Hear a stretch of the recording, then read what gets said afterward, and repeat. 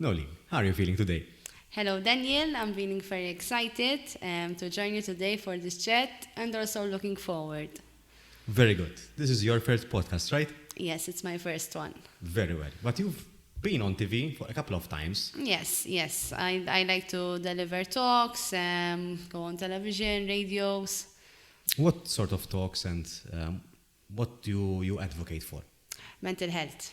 I'm an advocate for mental health. I have around 10 years experience working in this field. So it's my passion. So whenever there's an opportunity to go and share something related to mental health, I take it. Very well. Where did this passion stem from? Funnily enough, so back to when I was going to start university, my ambition was to be a primary teacher. And when people were telling me to take a second option just in case I change opinion, I thought, okay, I'll take philosophy and psychology. But it was very random. And when I got chosen for a primary teacher, something told me no, this is not for you. Go for philosophy and psychology. That woman instinct. Yes. And from there, so I started the journey. And the psychology, it was all obviously new to me. Yeah. I started volunteering as well in a residential setting with children with challenging behavior. And then I started step by step so into this field. What was your frame of mind at the time? Because you were new to the field. You were, I think it was a new field even working with children as well. Yes. How was that experience? At least, not because when you go into volunteering and with children with challenging behavior, you start thinking you have certain thoughts. You imagine Yes. it to be in a particular way, but then once Yes. you're in it, that thought might change. How was that experience for you? Honestly, I remember I was sort of impressed by the problems, the social problems that are out there. I've never thought about those experiences when I touched directly with them. And how, as a person, they can influence your well-being as well. Because you see the vulnerable situations that these children are in, and you feel like sort of helpless. You feel all sort of emotions, anger, but why this injustice, you know? It was kind of a shock until you adjust to this new idea that, okay, these problems do exist. And then I think from there, the passion it was born in me to invest more in this type of career, help people in need. I think that was the starting point. It's like, okay, Noelene, problems exist. Sort of you need to do something. You have a potential that you can do something to help people.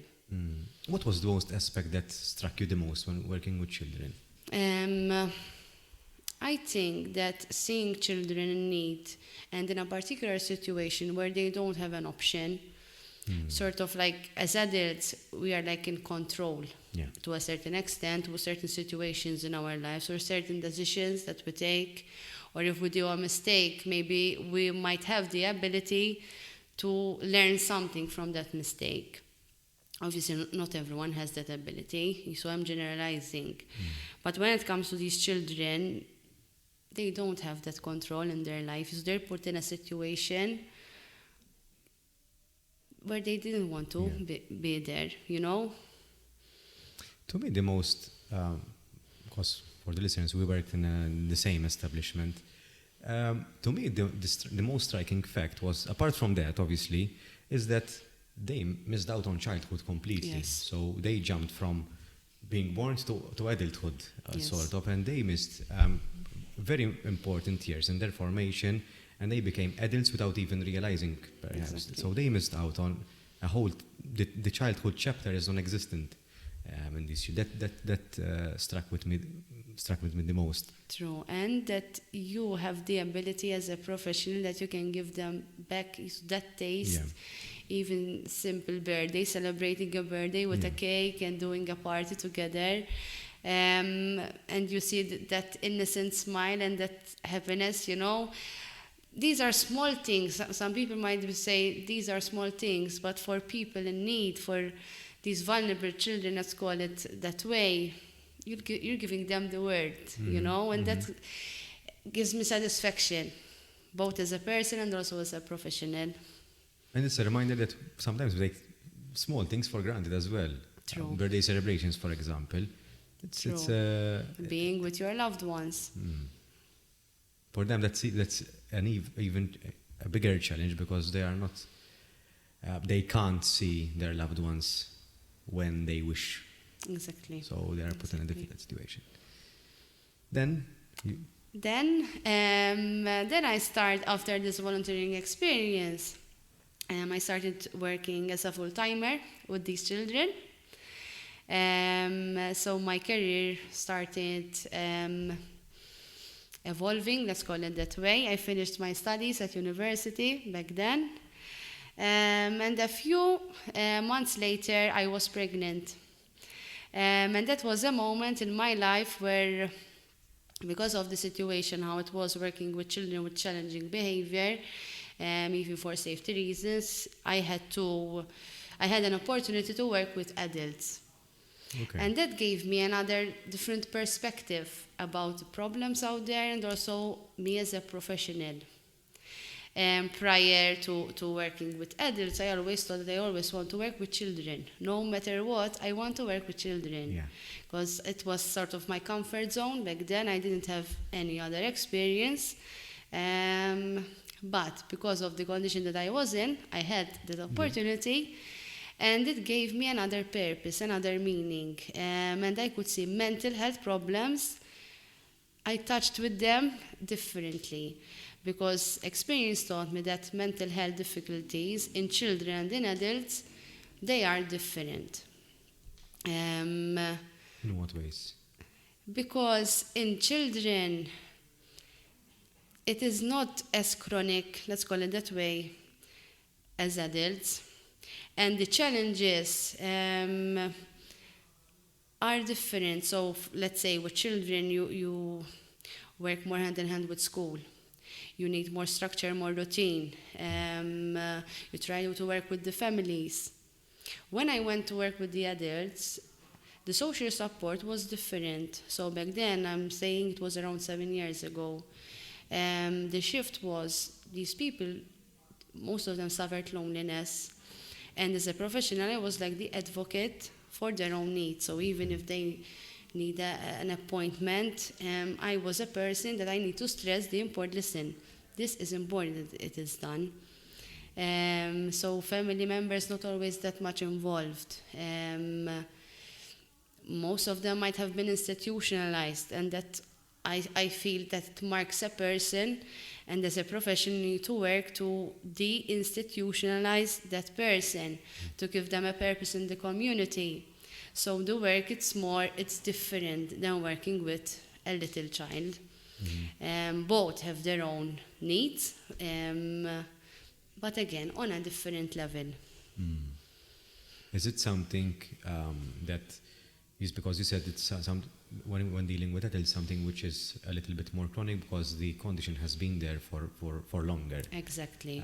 Would you say that when working with children, you can perhaps have a bigger influence as a caregiver in a way, because you are a caregiver, and you can sort of mold and help them form some form of identity? Yes, when they're younger, in fact, we always say that the younger that someone reaches out for help, the better will be the outcome. So even when it comes to working with children, you have a greater opportunity where you can see the person's well-being, the person's recovery at a faster pace.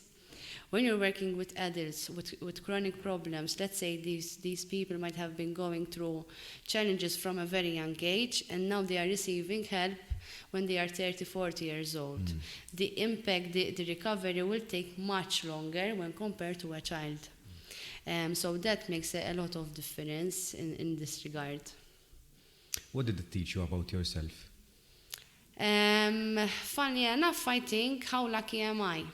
How lucky am I in the sense that as a person, I always used to think I had a different perspective towards life.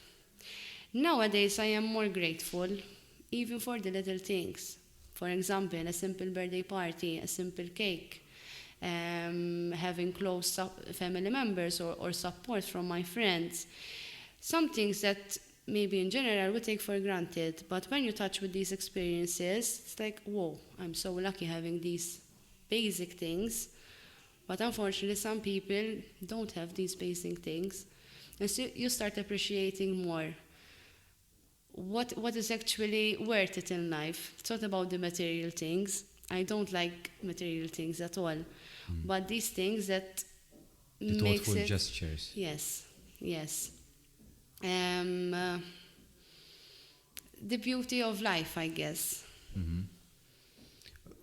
How was your state of mind at the time? Because you were obviously transitioning from handling kids to handling adults. You were leading this establishment as well, so you were put in a leading position. So you had team members to guide, to support, etc. And your pregnancy as well. So you were Exactly. you were becoming a mother for the first time. How was it juggling all of these things? I'm not gonna lie. It was a stressful transition, especially when it was with the pregnancy and everything. So my perspective was like, am I not good enough? But then so everything happens for a reason. When I start to actually transitioning well with the adults, and also receiving supervision, my supervisor used to tell me, highlight the skills about myself that I wasn't aware of. For example, that I was an assertive person. I was like, whoa, what is being an assertive? What does it mean? I had that space as a person, as a professional, where I used to receive that feedback, and any thoughts, any uncertainties, they were being ticked. I was being provided with guidance. So guidance was the first step, and that reassurance that, okay, despite that maybe there are a lot of things going on, I'm on the right direction. So that element of guidance, stopping, asking for help, and going into the right direction. What internal? So you had a mentor and a supervisor, Yes. and I think I agree that's very important, because sometimes you start the journey of personal growth can be very lonely as well, and it's very Yes. subjective. So Yes. you wouldn't know whether you are on the right track or not, and sometimes you have to take certain risks about yourself to see whether you are able to do it. And self-doubt is it's sort of a constant when you're in an uncharted territory. So having some sort of guide is very important. But what internal resources you had to develop in order to become that person? I think, first of all, being humble enough and you allow yourself to make mistakes. Because I think that even when you're in front of your supervisor, it gives you that sense of confidence that if you did something maybe you're not very proud of or you're unsure of, that gives you the space to speak it out rather than keep it to yourself because you're not sure. Also the resilience, so whatever the obstacle might be, you keep on going, that there may be other situations, other directions that you can take. And also being determined. Whatever there is, there are possibilities. My philosophy is there's nothing impossible. There is always a way. And through it all, even as a professional, is why I strengthened those resources. And also, I've learned how to regulate my own emotions. In the sense that this working in the mental health field, it can be very stressful, it can be very tiring. I remember there used to be times where I used to take the emotional baggage of work at home, and that is really unhealthy, especially when you need to do your other roles in your life, for example, being a mother. But I found the ways how to regulate those emotions, even if I'm being frustrated or whatever I'm trying to do, I'm finding closed doors, like, okay, calm down. I used to go in the yard, have a coffee, that 5-10 minute break, and that used to help me contain myself, regulate my own emotions, and then go, okay, I'll try again, or next to the next task. What sort of thoughts go through your mind at that moment? Either I'm not good enough, or this person, let's say if I'm working with a client, the helplessness that a client might be feeling, or the stuckness, you might be feeling them yourself. So let's say if a client wants to reach a goal, or the plan is that that particular client wants to reach a goal, and we're not managing, if you don't regulate yourself and you check in, this helplessness, this frustration that I'm feeling, is it mine or is it the client's? You can easily get carried away with those. But if you take a step back and you check in where this is coming from, you can have a sharper mind, like come up with a different way. If this is not working out, we need a plan B. Okay. And very importantly, that you don't put your own expectations on the client, but it's all up to the client's, how do you say it? The client's abilities. I cannot force someone to do A, B, and C when they have the ability for the time being to do only A. Yeah. You know what I mean? So it happens to all of us sometimes, even when someone comes for guidance. So should I buy this dress or this dress? Exactly. You might because you prefer a certain style or a certain color, you might influence the other person into purchasing something that you like, and you might perhaps not take into consideration the expectations of the other person. So it's very easy to not impose, but to influence or to put forward Exactly. what would be our own liking. So, for example, I've heard this many times. So I know people that if I'm going to buy you a present, for example, I have to like the present myself in order for me to give it to you. Buy it. For me, it never. I can understand from where the person is coming from, but to me, it doesn't make sense. So, because I know that you like something, I will buy it for you, even though I don't like it myself, because the present is for you, not for me, ultimately. So, it's very easy to put our expectations on the others. Yes. And the reality, if you're in a helpless situation, you're going to feel more helpless or stuck. Yeah. Because you're not being realistic. And that is something else that I think over the years I have learned, is to be realistic, set up the standards up to that particular situation, not up to your expectations or to society's expectations. Is to seeing the individual as an individual. Yeah. You mentioned that you regulate your emotions, you take a step back, and by time you developed a sharper mind because your profession is to support people in need. Imagine that you don't know all of these things, and not everyone has a background in psychology.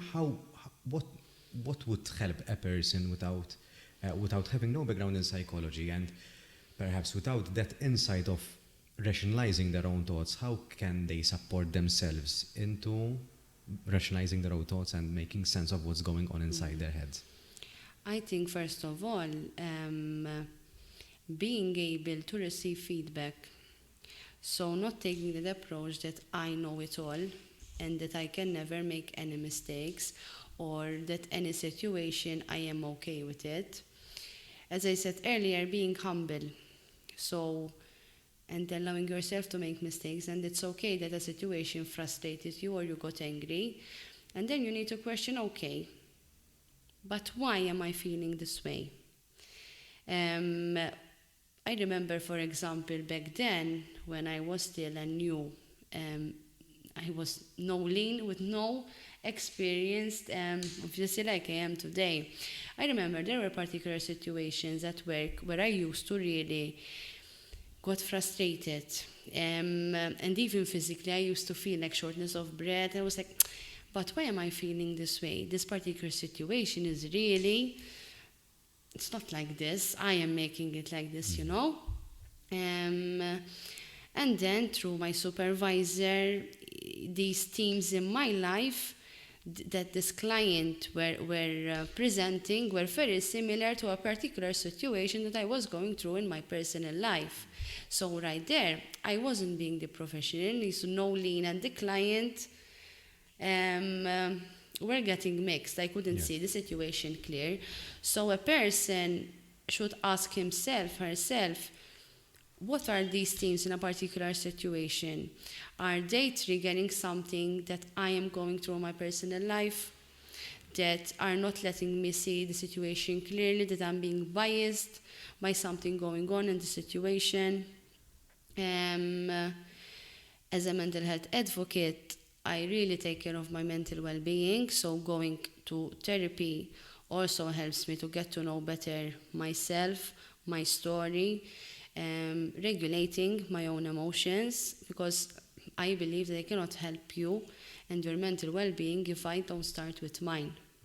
That is something I strongly believe in, and think that every mental health practitioner, mental health professional should take this into consideration, because if not, you'll get to a point where you'll get burnt out. That is what I believe in. You actually reminded me of something else. Going back to my question, how people can make sense of their thoughts, and you mentioned being receptive of feedback, which I totally agree with. I think finding the right people to ask for feedback is equally important, because you can't go to everyone for feedback, and unfortunately not everyone is blessed with someone or some people around them, a good supportive system that they can go to when in need. And it becomes very difficult and blurry to sift from constructive feedback to feedback that is not the right way. So one thing that helps me personally is to ask myself when I receive feedback, is this the person that I want to become in a year's time? So I get the feedback, but not all I can't accept all the feedback either, because I have to see what pieces are valid to me and what pieces are not. Because as we were speaking before, some people might put their expectation of you in the forefront. So some others might have a different picture of you, but what is the picture of yourself? Exactly. And you have to ask yourself that, what do I want to become in the future? So if that aligns with that, if that feedback aligns with that, then you'll put it in the puzzle. Exactly. And also I think, adding to this, Daniel, even the way you look up to that person and whether you trust that person, and that person offers you safety, in the sense that you feel this is someone I can trust. And apart from that, let's say if I'm at work, that my colleague, and this is a situation related to work, if I'm going to get feedback, it's a colleague that actually knows my role in the work that I'm doing, in the situation that I'm in, and that they're going to give me feedback or advice or opinions. In my gut, I can feel, okay, I can trust this person because this person knows what I'm doing. I'm not going to go to someone, to my neighbor, let's call it that way, with a situation that's happening at work, because I would know that the opinion won't be valuable like it's going to be to my supervisor or my colleague, that they know actually the situation or my role at work, if you know what I mean. Was there a particular instinct nowadays that when you look back at it and you say, I should have tackled that better, for example? Not really, because I always believe that I'm grateful for the mistakes that I've done, because they always teaches you something. And the person that I was yesterday, I am not today. The experiences in your life, both personally and even professionally, they build you. And I think that's how they give you value. They make you resilient as a person. So not really. I'm grateful for all the things good that I did, for all the mistakes that I've done, because I think something important is that whenever you do a mistake, you actually get the meaning why you did that mistake and what you're going to do differently next time. You should take it as a learning experience rather than take that blame, take that shame. And each experience throughout my growth gave me that value, gave me that meaning, that I know that I'm resilient, that despite the challenges that I've been through, I've always did something, I've grown from it. So that for me is already a win, you know, because you're always evolving as a person. Yeah. No stuckness. Yeah, you keep on growing. Oh. Yes. You mentioned you mentioned a very interesting word to me. You mentioned that when you go to therapy, you get to know your story. Yes.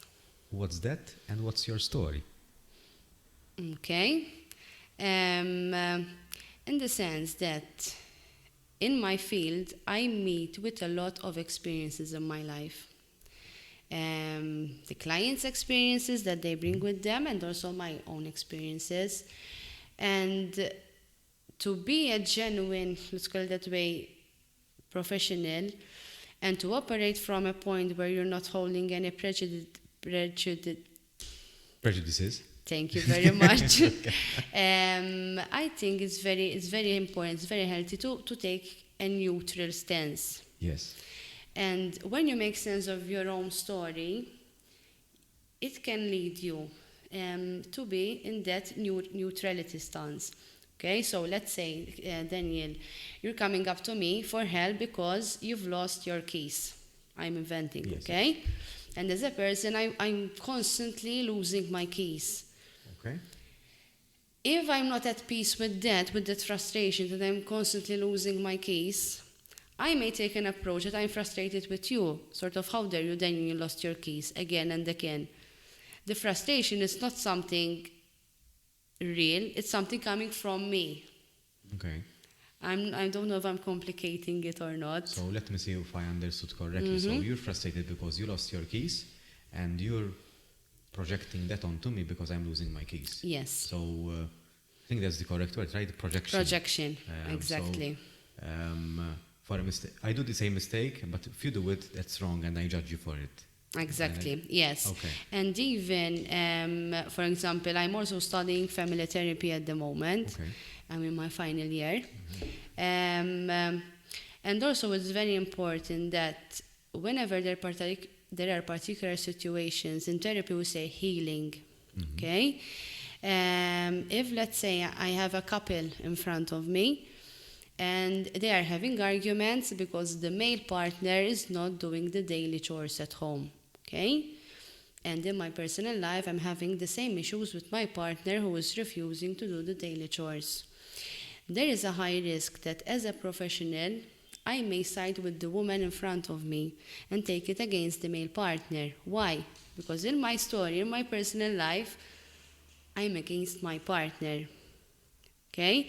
So that is also a journey of growth, a journey of healing, of certain themes in your life, both that goes back in your childhood, and you won't be aware of them. So you need to make sense, and you need to dig deep to get to know better where you started, where you're coming from, up to now.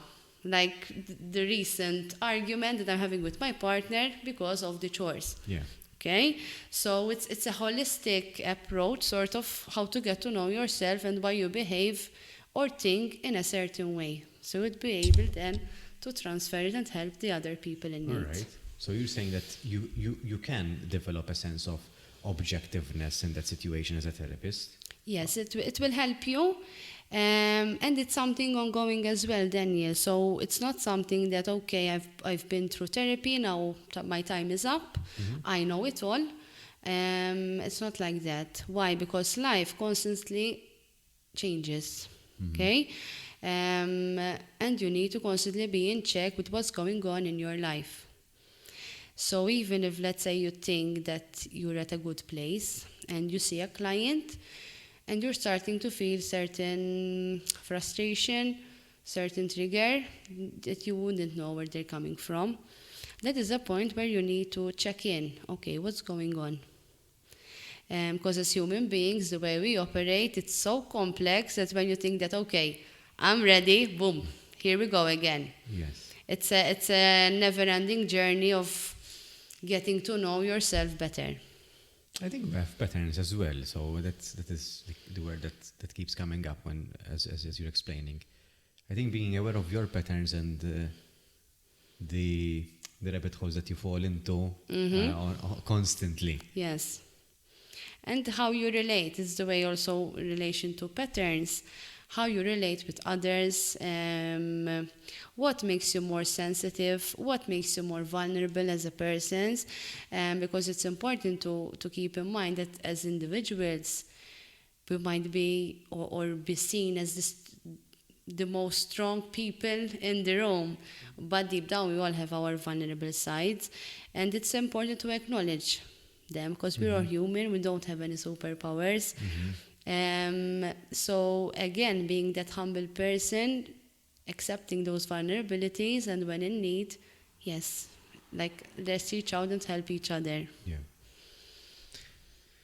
Personal growth sounds overwhelming. Yep. And it's a constant thing that very much like many things in life, the more consistent we are, the more results we see. Yes. But it's very hard, or at least from my experience and even from the people that I encounter, it's very hard to remain consistent on personal growth because it's ongoing, ever changing, and you might have the perception that I'm done, I'm where I want to be, for example, and you might stop or you might feel okay with where you are, and that is fine and all. However, for a person who's stuck at the moment, for a person who's want to grow as an individual for any reason, and what we have been discussing so far might sound a little bit overwhelming. Too much, yes. What would be your suggested starting point for a person to say, I want to really improve myself? What would be the starting point? I think first of all, never compare yourself to others. Because that might be already a demotivator in itself. Because as human beings, we all have our different paces, we all have our own different needs. So first of all, appreciate yourself. Don't compare yourself to others. Secondly, I think it's very important to find the right support system. It doesn't have to be family. It can be your friends, it can be your colleagues that can support you in your dream, let's call it that way. And you'll ask yourself, what is going to give me purpose? What do I really want to do? Because when we speak about growth, there are different areas in our life that drives us towards growth. It can be growth in our personal experiences. So let's say I'm currently want to start a journey of weight loss. Or I want to start a journey where I continue my studies. Or I want to start a journey to advance in my career. So you'll ask yourself, what you really want to have that purpose in life that gives you that satisfaction. And you see the right channels that can give you and drive you more to reach that ambition, to reach your dream. When it comes to mental health field, it's easier to say go to therapy because the therapist can support you to find those internal resources. With my colleagues, this is a normal conversation that we have. But I do find resistance from people who never been to therapy or they don't know what it is. So I would say ask yourself what really gives you a purpose in your life. Find it and find the right channels of support that can push you to reach that dream. And always believing in yourself. Okay, it's easier said than done, I know. But allowing yourself that if you fail, let's say I'm trying a weight loss journey. As a Noelene, every Monday I start dieting. And I know I don't succeed. But whenever it succeeded, I reached to a professional that helped me gain that confidence, that consistency that you mentioned. So maybe I'll invite people to do their own homework. And if in the past, in this journey of weight loss, it didn't happen, maybe you'll ask yourself, okay, what can I do differently this time that it can actually make it happen to reach my goal, to reach my dream? Because some situations, I believe that it's a question of trial and error.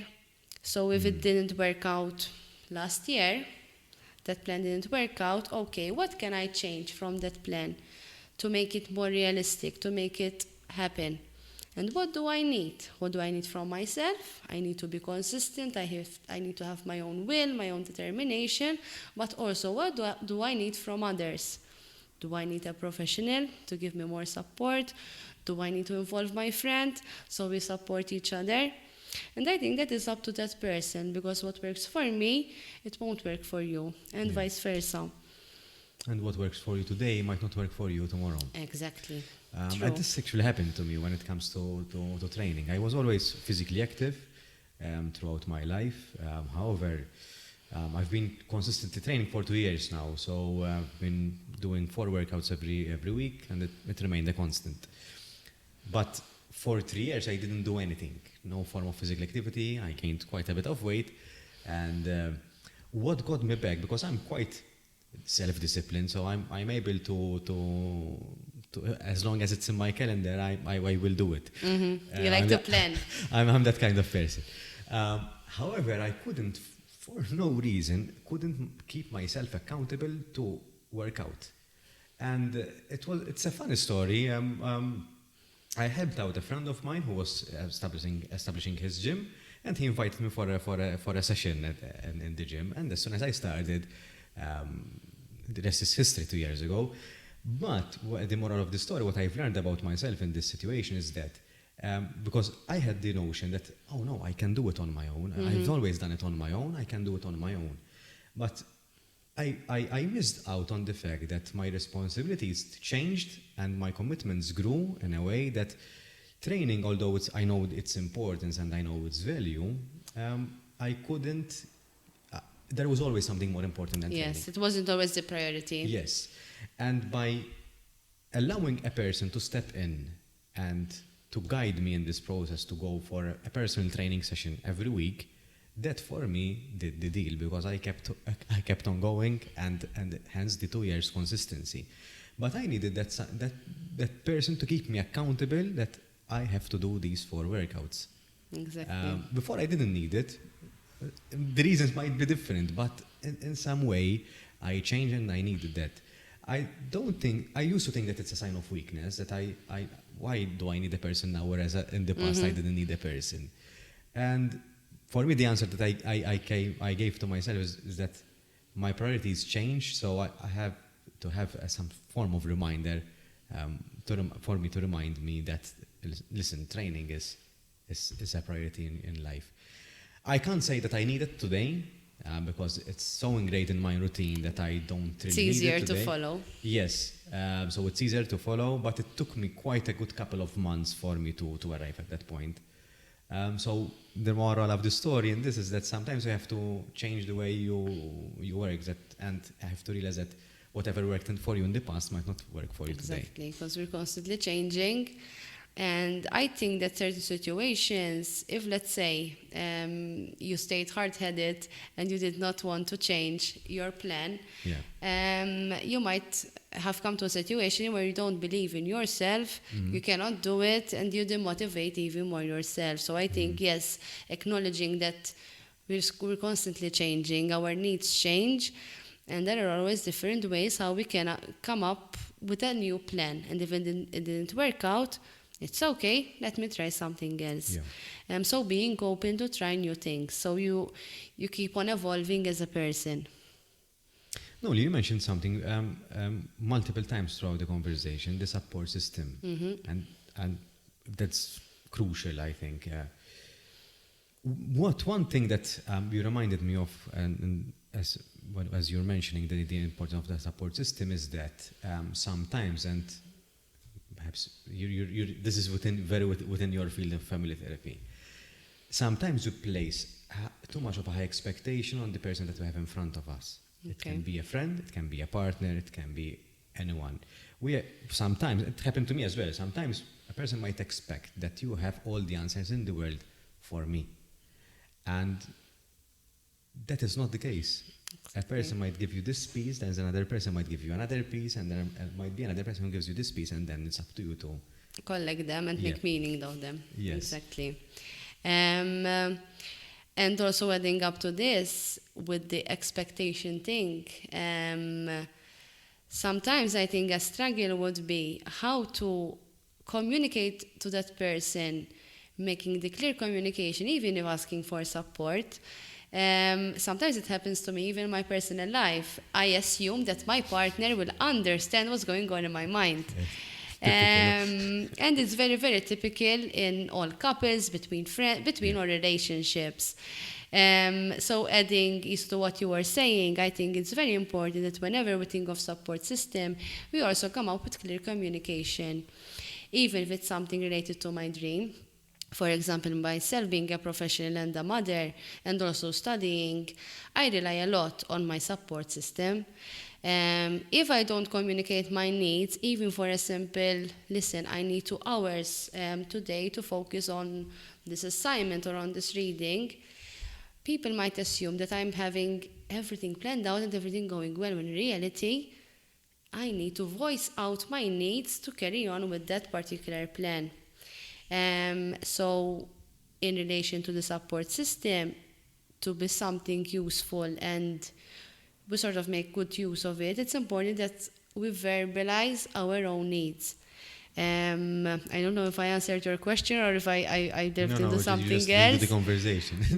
but something that with all relationships, it is a common expectation that we expect that our friends, our partners can understand what we actually need. When in reality, we need to be clear in what we need to make our things, our plans happen, and not assuming that they would know what's going on in our mind, because that's not how things work out. Yes, and the fact that they can't, no one can give you all at once. Exactly. Because that's an expectation that I think we all have naturally, because when we go to seek counsel from someone, we expect that they have a magic, even if a professional, even a friend, they have the magic wand and they give us the feedback. And they solve everything. Yes. No, it doesn't work that way. It doesn't. And sometimes the expectation that we put in our partners is the highest, because we expect them to be the healer, to be the nurse, to be the listener, to be the cook, to be the person who's romantic. Exactly. The person would have to wear multiple hats, sometimes all at once, and that is the expectation that is in our heads. And from what I feel is that we might lose sight of the actual person themselves. Exactly. Because there would be a lot of misunderstandings, a lot of arguments, because there is a lot of miscommunication. So the cycle keeps on going. And going back to therapy, Daniel, and finding your own internal resources, getting to know these patterns, even in your relationships, really helps you to make sense of where you're at, why you put those high expectations on your significant others, and why you don't own, for example, to your own responsibilities as a person, and where it is coming from. It's very, very interesting and very complex, as I said, but whenever you start making meaning, so you start adding up the sum to the equation, you start making sense of the situations, and you start to see yourself as a whole person, and how, although I am one person with many different roles, when the puzzles start adding up, you start to find meaning in all aspects in your life, professionally, personally, being a mother, being a student, being an assistant manager, all the roles start making more sense. Knowing what you know, Noelene, and this might be, I'm not looking for an overarching statement here, can a person do it on their own? Do you think that a person can do it on their own? If they're willing, yes. If they're not, no. In the sense that we work in systems, so I cannot change myself or expect you to change without. So in life, we work in relationships. So if, let's say, sorry for the Maltese word, if, let's say, I am being angry, and I'm trying to reduce my anger, it's not just Noelene needs to fix her anger. You need to think, what is causing that anger? So if you're constantly doing things for me to get angry, just changing myself won't be enough. we need to think, okay, I need to find different ways how to let that anger get down, but you also need support to change some things that are causing that trigger. Because in family therapy and systemic, we say that A does not causes B, but it's a causality thing. Okay. And when you start thinking on that aspect, even the way you look at a person, you don't say like Daniel is the problem. The problem is ours. We are causing it. So what can we do? What can we change? Again, it sounds a bit too simplistic, but when you think about it, it really starts making sense. And even you start changing the perspective towards life, towards certain situations, towards certain disagreements, and it gives you more meaning. But I've heard this, that if you manage to see that there's a problem and the solution is both, so there's a team, you don't associate that problem with the person or the solution either. So you see the person, you're just two people trying to cross this bridge, for example. Exactly. The burden, it won't feel like it's all your fault. Yeah. Okay? And even you will feel supported by me, that, okay, there is that situation and we need to work for it. Having said that, if you are being resistant, that won't work out. I can learn things how to support you better, but if you are willing to work for it, the results will be more achievable. We will move to solve, let's call it that way, the situation in a better way. Yeah. So ideally, in the perfect world, everyone is willing to work on their flaws, to improve their relationships, to improve their situations. When there is resistance, the outcome will take a bit longer to see the results. Resistance in the sense, from what I understanding, is resistance that the unwillingness to do your part. Exactly. Or putting all the work on me. Yeah. Because in that way, although if I change my certain things that will support you, we might still see a result. If you were still putting the blame on me as your friend, as your partner, the result, the thinking would be different. You know, there won't be that ownership, even if a mistake was done, there won't be that ownership to change things for the better. Even for me to feel supported, that I'm not carrying the burden on my own. And when someone takes on that approach, takes on that understanding, it will make life much more easier. And again, we go back to the support system, because support system, it's such a broad context, and you can receive support in such many different ways, you know. And I think one of this is also a type of support. Yeah. This is a kind of an A to B kind of process, but it's not as simple as an A to B, because changing a mindset requires time and effort and consistency. And energy. It does. So, because it's constant. Yes. So, all right, you might, instead of seeing you as the problem, I see this as the problem, and I see each other as two people trying to solve this problem. Yes. It sounds very simple, but in reality, for me to change my point of view, it's. But I think, even from my experience, that the struggle would be when a person is not understanding. When you manage to teach or help that person understand that particular situation or the reality, because another thing adding up to this is the denial. So let's say, Daniel, you are the problem, or you're putting the blame on me, I am being the problem. And you're denying that you need help, that you need guidance, that you need to grow from that particular situation you're in. If you're denying it, that's going to make it another barrier for things to improve.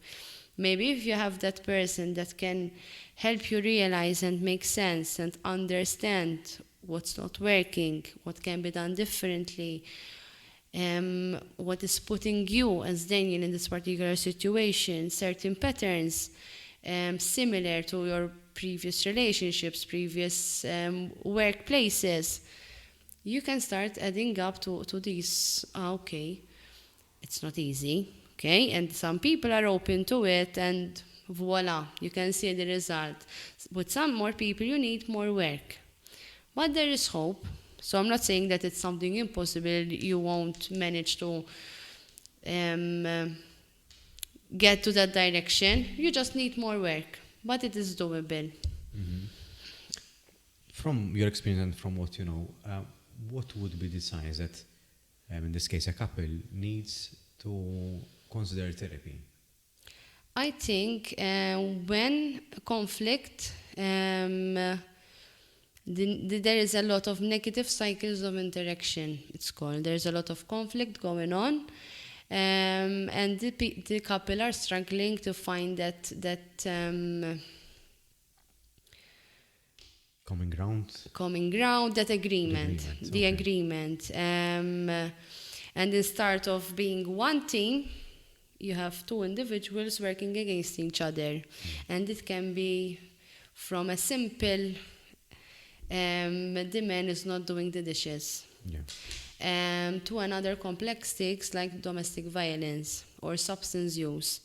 So the conflict can vary a lot, but the couple is not feeling satisfied in the relationship, so they can come up to therapy for guidance. Having said that, it doesn't have to be something serious that's causing, for example, domestic violence where a couple needs help. Again, therapy is there for everyone. The more you know about yourself, the more you know about your needs, the more your partner would know what you need. Because funnily enough, sometimes going back to the expectations, I might expect that my boyfriend would know from A to Z about me, what I love, what I need, what I like to eat, which films I like to watch. And if you ask me, Noelene, but what do you like to do? I might not have the answer myself. But because he's my boyfriend, I expect him to know every detail about me. Which sounds funny, but it's something very, very common. And therapy, couple therapy, can help you to get to know your needs, your desires, and your partner would know how to follow those desires, your dreams, and vice versa, obviously. So I think it is a great opportunity for a couple, again, to grow together and getting to know each other and have a more healthy relationship towards each other. On this regard, what was the greatest lesson that you've learned about yourself? Related to what? To therapy, helping yourself, personal growth, which have then affected. I think I have more satisfaction, serenity, and a better identity. I would call it identity. I got to know myself more. Even how I relate to others and these expectations we're talking about. I used to struggle a lot. Nowadays, in my relationship with my partner, I'm in a much better place because I can understand him more and I feel that he can understand me more. I've also learned how to voice out my needs, so I don't assume that the people around me would know what I want or what I'm in the mood for. I've learned how to express my needs. There are a lot of things that I've also, in relation to work, I've learned how to do time management so I don't get stressed. So there are different aspects that they stem from getting to know yourself, and therapy gave me that boost to learn more about myself, to learn the skills, how to voice my needs more, how to make sense of a particular situation. And one thing leads to another. It's very interesting how much, again, when you have a lot of pieces and you puzzle them together, you can see your life from all angles coming to a different place, which gives you that serenity, that sort of resilience that, okay, whatever I've been through, now I'm in this good place, in a better place. And whatever is coming next, I think I can do it, you know? So you keep on going. Noelene, you're pregnant for the second time. Yes. Congratulations on that, of Thank course. you. What are you doing differently to your first pregnancy? I think I am more happy with the news in the sense that as an identity, mother identity, now it is there, you know. With my first pregnancy, I had a lot of fear and a lot of uncertainties. What if I'm not good enough? Those uncertainties, luckily, they're not there today. I have much more confidence. I have more stability in my life, even when it comes to career and in my place of relationship. So that gave me a better perception towards that particular situation, that I can enjoy the beauty of this experience. Maybe in my past experience, because I was still grounding myself, you know, I couldn't actually enjoy it. But now I'm in a better place, so I'm enjoying the experience. Good on you. Thank you. Noelene, you're finishing the course now. Yes. It's your final year. What's your dissertation about? I'm doing it on the couple's lived experience after incarceration. Okay. And you're in the initial stages, right? Yes. You're still in the literature review part. No. No. I'm waiting to start the interviews. All right. So I won't ask about what you think, because what's the research question? My focus would be what were the barriers during the incarceration period, and what were the resilient factors that despite all those challenges, the couple stayed together. Okay, so it will be a topic for a future podcast, perhaps. Good. We'll be looking forward. Noelene, thank you for being part of this podcast today. Thank you. I think there are a lot of themes. A myriad of lessons, I think. I think the listeners would have to listen to the podcast for once or twice. Okay. Hope that's a good thing. I think so, yeah. Okay. So thank you for sharing your insights on this. I think they are very valuable as well, and hope you had a good time. I did. Thank you so much for this opportunity. Thank you, Noelene. Thank you.